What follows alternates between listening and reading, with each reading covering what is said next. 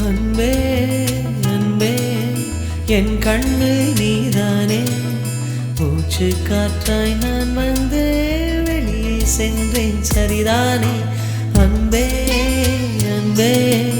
என் கண்ணில் நீதானே மூச்சு காற்றாய் நான் வந்து வெளியே சென்றேன் சரிதானே காதல் ஒரு பரீட்சைதானே எழுதிடவே நானும் வந்தேன் இன்னொருவர் பேரில் தானே தேர்வெழுதி சென்றேனே